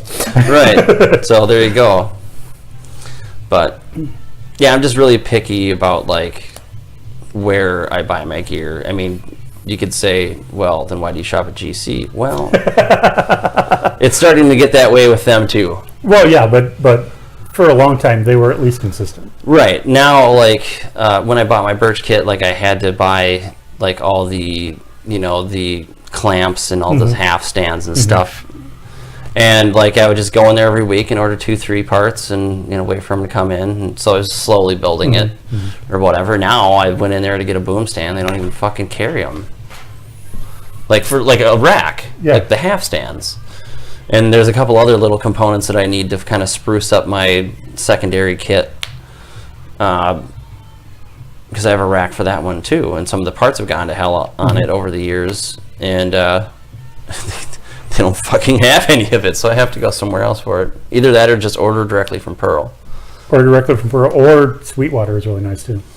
Yeah, I heard that, but I've ordered some stuff from there. I don't know. We'll see. They do. I'll say this: they do have the customer service. Yeah. Just because the rep that I have has called me on numerous occasions to see how my order went. Okay. So they do have that personal touch, which I do like. Yeah, I think they're from here though, right? Sweetwater is in... Well, I thought they had offices here or something. Oh, I don't know if they do. I know they're originally out of, I want to say, like Indiana or somewhere. Oh, okay. Like somewhere... Yeah. I'll look into it. I'll give it a shot. Or just direct from Pearl would probably be the best way to go. I don't know, because it's little shit like, the little caps that you put on the end of the stands, like a couple of them are missing. I'm missing like a foot to one of my fucking racks, legs or whatever. It's like little shit like that. Yeah, just little piddly. Yeah. Just call Pearl probably, and they'll send me like 4 of them or something. Yeah. Anything else you want to ask? Anything else you can think of? Because I can talk for days about drum shit. Please do. Worst onstage injury that you had to play through? Oh, probably slamming the shit out of my pointer finger on my snare rim. That's probably pretty common though. I don't think I've done that.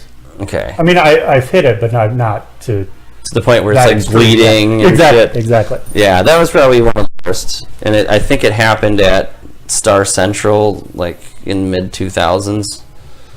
I remember that show because, like, after that, like, the whole set just kind of fell apart. Mm-hmm. Like, you're fucking in pain. You're not really concentrating as much or whatever. And it was just, like, it just went downhill. And I think my hi-hat stand went flying across the back room after that show. I was pissed. Yeah, I can see that. I mean, I have had cuts good because I do remember spatters of blood on the sheriff head, but worst one, I was in that first hard rock band that I joined after Stupid Jerk, and we were playing a show, and I was in mummy mode. And that's what everybody says. It's like, you look like a mummy. It's like, well, yeah, but hands. And like 2 of the band-aids overlapping had split. Oh, okay. I think it was, which hand was? I think it was on this hand. And so I developed and popped a blister mid-show. Oh, I had to play the rest of the night. That's horrible. Having a blister is one thing, but that hurt like hell. When it breaks open on you and you got that constant rubbing on like raw flesh, that sucks bad. Yeah, that's probably the worst I've done. Yeah, I've been kind of lucky, I guess, in that respect. Drummers don't get hurt much. That's good. We have protection. I have a whole cage. You got to fucking get through that cage to get to me.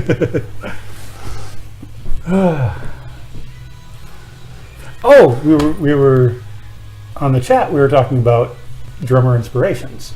Oh, okay. Let's go into that. Okay. First drummer you looked at and said, yes, I want to do that. That's easy. Abe Cunningham, Deftones. Nice. Which is, I mean, like, a lot of people are like, do you like the Deftones like that? And I'm like, oh yeah. But because I play way different stuff than that. And I've even like jammed with other bands that played a little lighter stuff.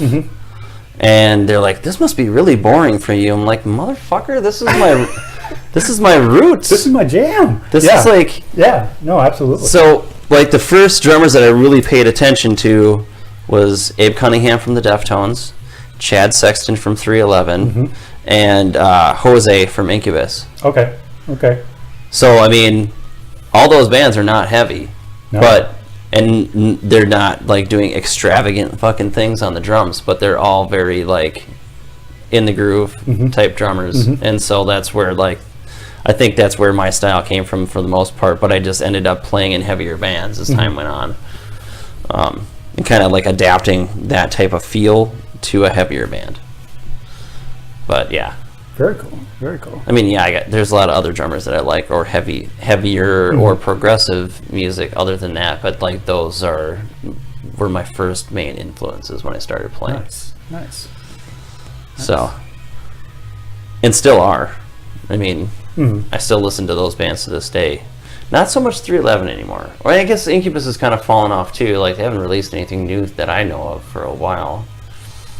But I know Deftones is still kicking. So, they just don't come to Minnesota ever.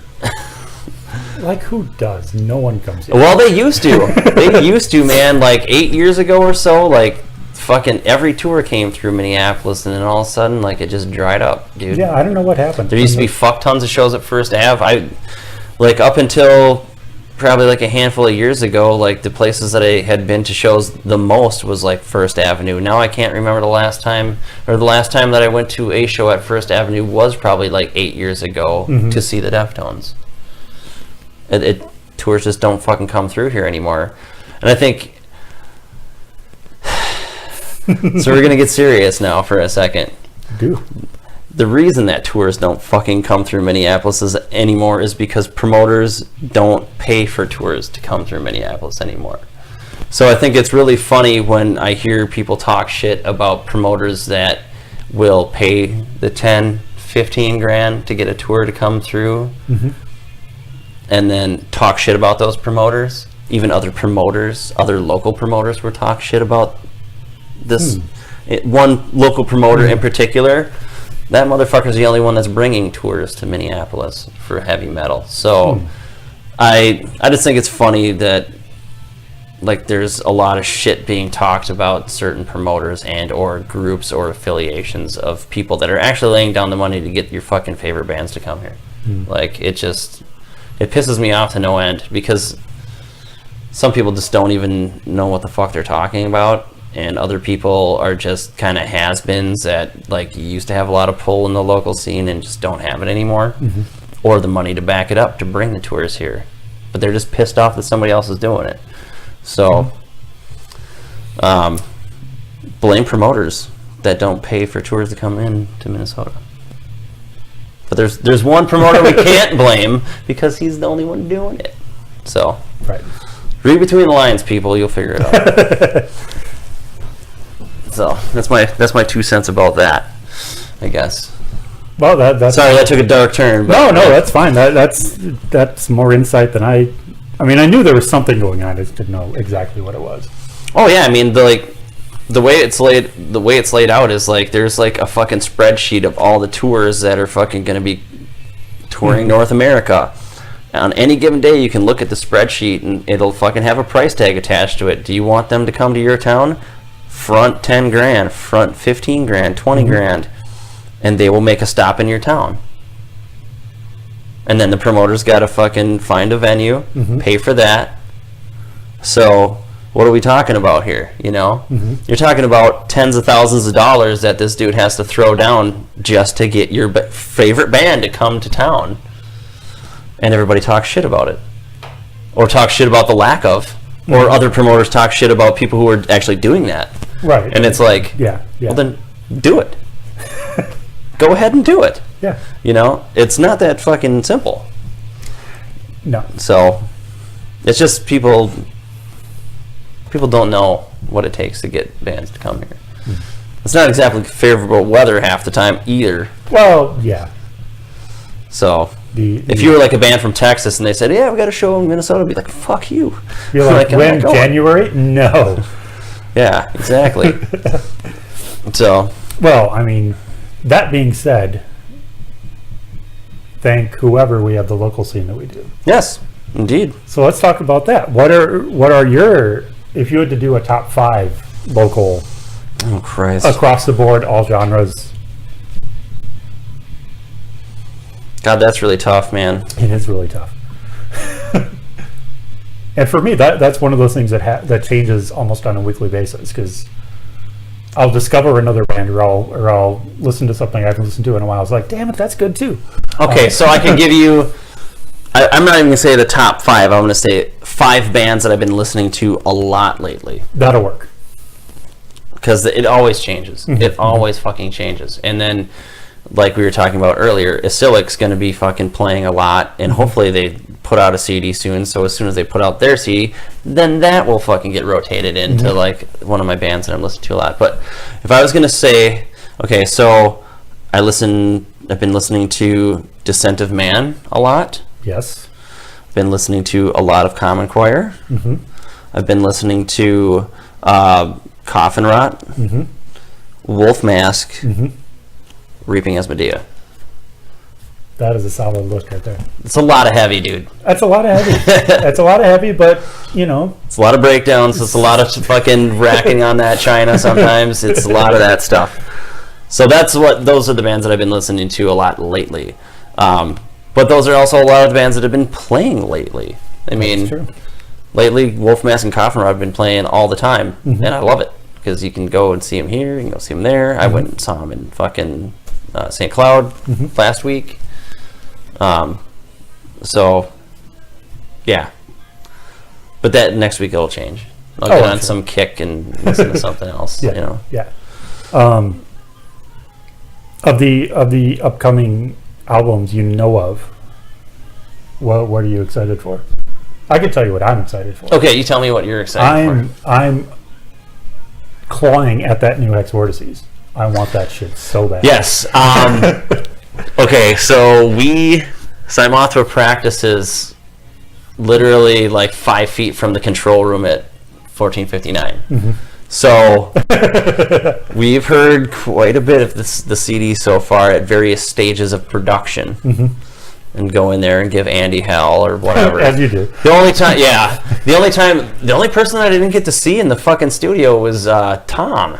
He was in and out of there so fucking fast. Like, he just... Well, he's a professional. No, he is. That's the point. I mean, he was fucking probably in and out in like 4 hours and like Everything home done. in the recliner, cracking a beer. Like, done. But I'm sure, like, that's kind of what I've been waiting to. And I know Andy's been kind of chomping at the bit, and he's like... I know he's kind of bummed about, like, the response of everything, but I think that as soon as that CD drops... Oh, dude. That's going to be... he's gonna find like there's a lot of attention coming his way, you know, or that band's way. Like people were just waiting for something to grab, you know. And I would say like definitely put out that CD, do a playthrough video or 5, put out a couple music videos, just like ride that fucking wave as long as you can, and just keep it on everybody's mind.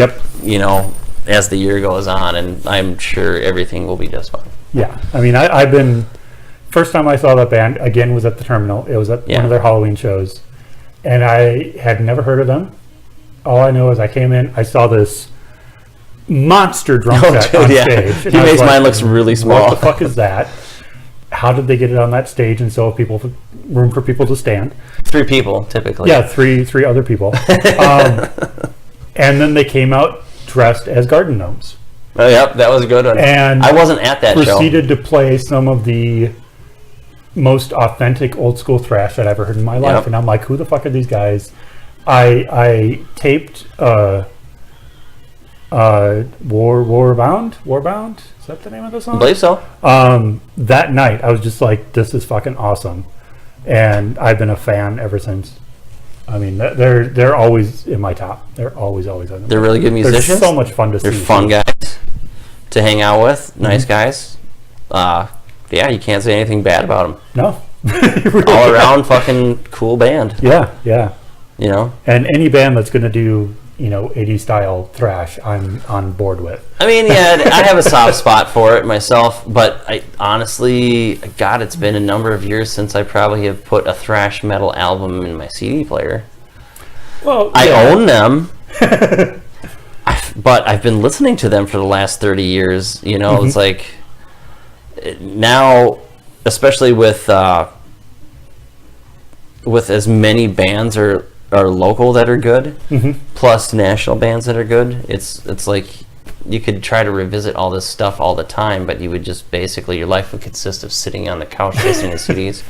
You'd never get anything done. Which, if you could get paid for that, yeah, if you could only, that just like review shit or whatever. But yeah, I mean, there's just so much new shit coming out all the time, and.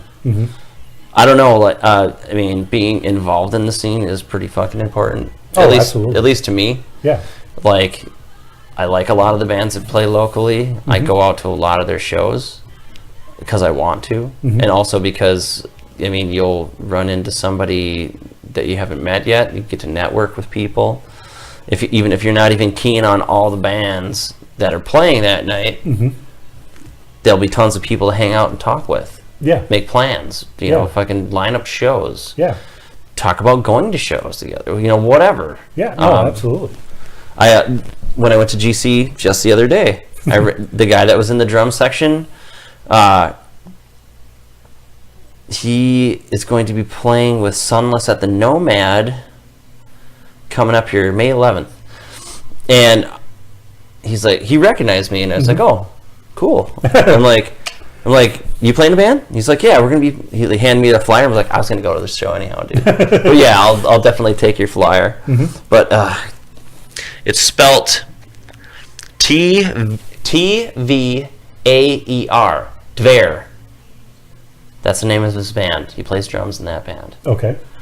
And so it's gonna be Sunless, Circadian Ritual. Okay. Yeah. Them and one other band. I couldn't make out the logo because it's a pile of sticks, and they don't have like the translation. The translation underneath. So translation for the metal impaired. Yeah. At least death metal impaired. I'm not like super into death metal. Not as, but a little bit. I am to a point. I like it musically. I like the heaviness of it. Yeah. Most of the vocals I don't get, I can't do. Oh yeah, the brie. Yeah, and then you're going between that and the screeching and the. I mean, some guys are really good at it, but some guys it just sounds like crap. Yeah. Again, no offense to, No offense to name. to whoever. Fucking call somebody out. Because I mean, honestly, anybody that gets on stage and plays for people has my respect. I mean, I would say that to a certain degree. I mean, I definitely give it to him. Like for having going up there and doing it is a thing all on its own, and like getting to the point where you can at least do it well. Well, yeah, there is a whole nother thing. Yeah. Well, for me, it's always been kind of a thing because of being nervous or whatever, nervous or anxious or whatever you want to call it. But yeah, I mean, but to a certain extent, yes, props to people that go out and do it. Sure. I think what we have right now, with the amount of bands that are in the scene, I definitely think that there is a good fraction of bands that are in such a hurry to get out there and play those shows that they don't have a lot of their things together. Like maybe they could do with some more practice. Maybe forget about playing shows.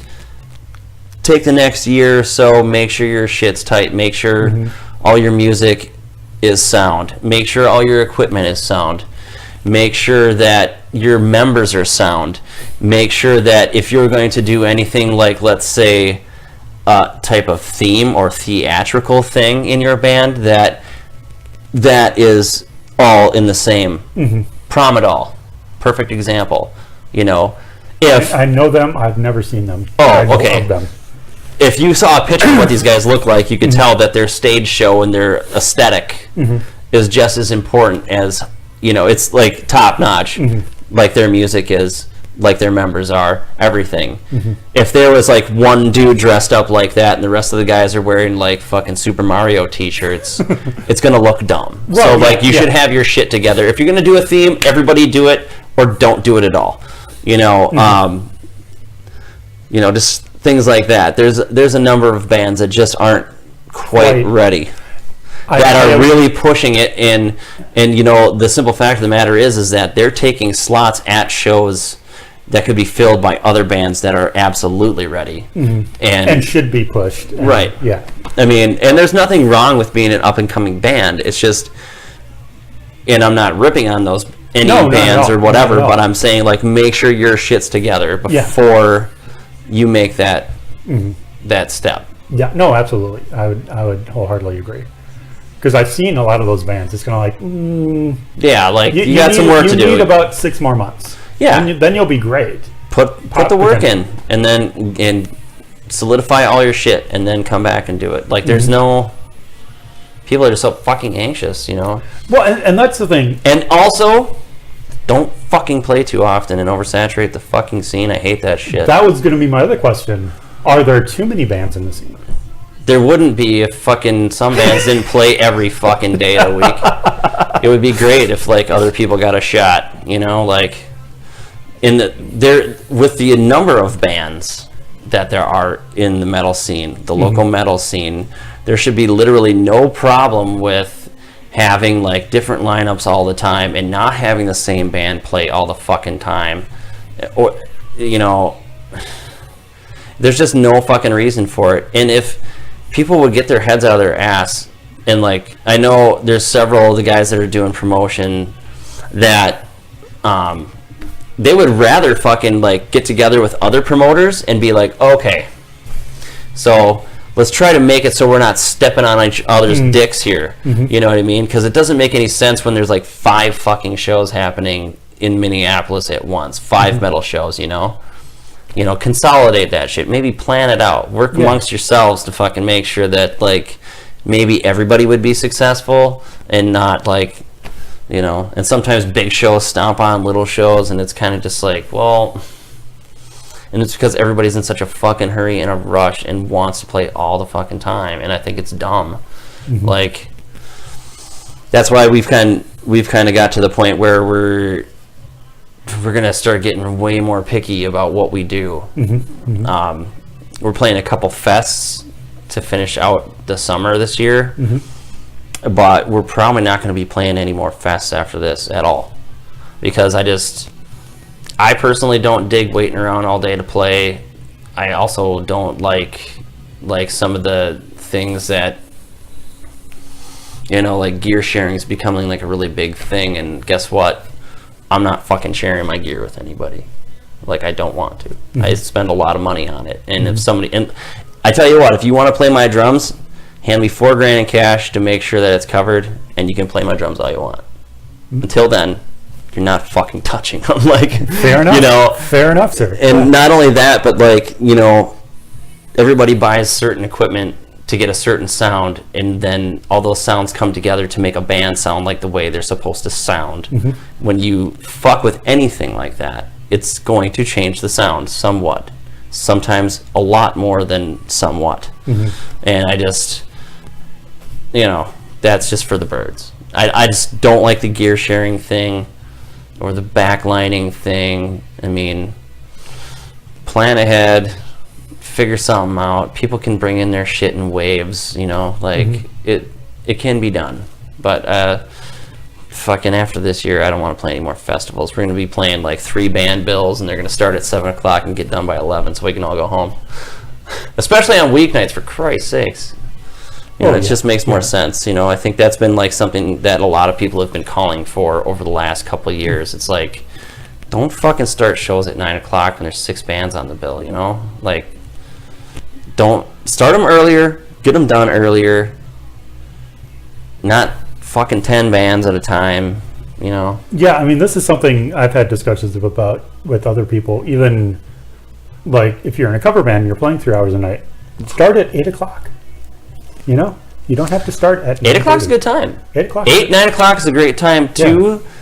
That's when people are going out, but they're also going out. Like, some people who want to just go out and have a good time. Like, for me, it'd be like 5, 6 o'clock, go get dinner, have some drinks. If there's a band there, fucking better. Like, you stay, you watch the band after you're done eating and shit. You probably stay all fucking night and watch the band. Potentially. Well, I mean, depending on the band. That's me. I like to go to shows, but I mean, I don't know.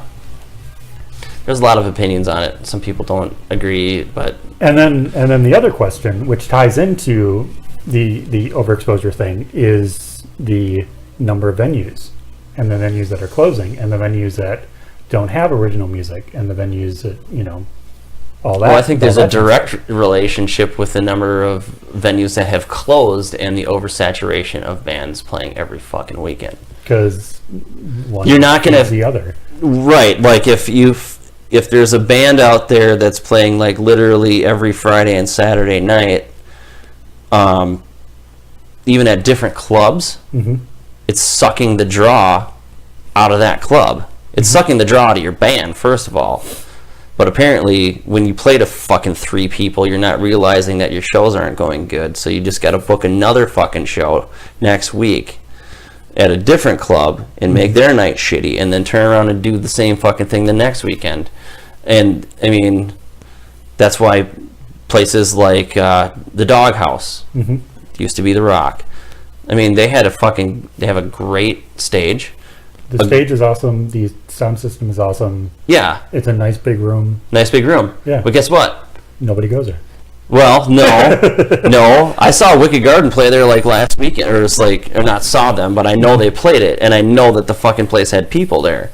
The point is that those venues with that great stage and the great sound and the great fucking room, they're not going to let your fucking bands play there because you fucked it all up. You can't draw shit. And you keep these bands that play every week and keep proving that.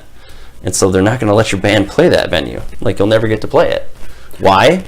Because people are oversaturating the scene. Well, and then another point about clubs like clubs like Nison's, clubs like Jersey's. I think Lee's is a fucking great place to play. Lee's is my favorite place. But places like that again have the great stage and the big room and everything, right, they primarily just do cover bands. Right. I mean, if I could get something other than like Sword Metal Fest at Nison's, I would. Yeah, I've been there. And it's in a the big back room. fucking room. Well, the back room is. The back room is big. The front room is maybe not so big, but But the front room is where, like, when Up to the Astronauts plays, we play in the front room. right, Because there's always events going on in the back room. But you know, I would love to get a lease bill Right. in some place like Nison's or the Doghouse or Right. Jersey's or wherever. Yeah, I mean, But I've seen a that's couple metal shows at there, whatever. Like I saw, it was Ghost Hook Nuisance opening for Soulfly, and this was a couple years ago. But that was in the back room, and Jesus Christ, I mean, I think the room was like a third full. Mm-hmm. It's a big fucking room. I was going to say that's easily a 500 capacity room. Oh, dude, like huge. Probably more than that. Probably like 700 capacity. Yeah, it's big. It's a big room, and yeah, I mean, I remember when I played Cymothoa Fest last year. Strike 13 opened day 2 in the back room, and at like, I think we played at like 11:30, something incredibly early, and yeah, there was about 5 people there. Because none of the other bands had even shown up to like set up their merch tables or anything. We were playing that freaking early. So yeah, we played to no one. It's better than the alternative. Like, people are, an hour late for load in, and then they get there and they're like, "Where's our fucking table for our merch setup?" It's like, well, you should have been here at load in. It was right there an hour ago. It was before we put our stuff down 5 minutes after load in. Yeah, because we were here on time. Sorry, bro. Yeah, and that's a whole nother issue. That's a whole nother Be on time. Be professional, guys. Come on. It's not that difficult. Yeah. It makes everybody's night way easier. Listen to young bands. Yeah. Be on time. Be professional. Have your shit together. Know what you're doing. Right. Kind of, sort of. That kind of goes. And don't be dicks. Don't be dicks. Or, yeah. Don't be divas. Don't be, Yeah, wait until you've been in the scene for like 20 years, then you can be a dick. Yeah, then you can say anything. Not anything. But again, I found most of the people that have been in the scene for 20 years are the nicest people ever because they get it. Yeah, I mean, they understand. I don't know, man. Yeah, it's like, I guess a lot of the bands I listen to, the guys are a little older. I know the guys in Hex are. Well, around the same age. So I know Tom is older. I don't know about the other ones. Oh, Andy's got to be. Andy's probably mid to late 30s, if that. Yeah, that's not so far from me, or you. Yeah. But not super far. It's all, I don't know. Yeah, but then I act like a big kid, so it doesn't really matter how old I am, I guess. Have you seen my apartment? No, yeah, dude. You should see my house. I have a whole room dedicated to Transformers. Nice. I just have thousands and thousands of them on display and shelves and shit. It's pretty 80s. How long has we been on doing this? We've been on for, almost 2 hours now. Oh, damn. See, once you get people talking, it just goes. Right. Now we gotta get other people to fucking yak at us and be like, "Hey, are we gonna do that still?" We can if you want to. We can do it for like an hour and see who fucking shows up and talk to them. Sure. I'm cool with it. Absolutely. Okay, so we'll cut this off. I tried to bug Dom and you guys when the other week I just ran out of questions and then I also had to go do something. So it's like. So did you see the whole mermetal discussion? Yeah, all I could think about was Death Clock. True. Remember that one song about mermaid murder? That's all I could think about. I saw it. I wasn't watching when that discussion happened, but I went through the questions because I just wanted to see like if anybody else asked any more questions or whatever. Because there was some kind of funny shit. And saw something about mermaids, and then it just like that song. Mermaid. Yeah, I think it started. That's all I can think of. I think it started with the question of if you were stranded on an island, would you rather have a woman who was bottom half fish or top half fish? Top. You can't get her mouth pregnant. Yeah, bottom half fish. Yeah. That was the consensus. Because we're just like, yeah, even if you had 4 axes, would you really want to look at a fish face? No, it wouldn't work. So anyway, guys, then they'd have fish people, babies, mer people. Well, I suppose if you're on an island, it wouldn't Right, yeah, it wouldn't matter. Anyway, so we're going to cut this off, and hopefully you have enough patience to watch all of this. And we're going to go live on 2 hours Facebook. of babbling. So, yeah, we'll see you all later. Thanks for tuning in, and we'll see you next week, hopefully.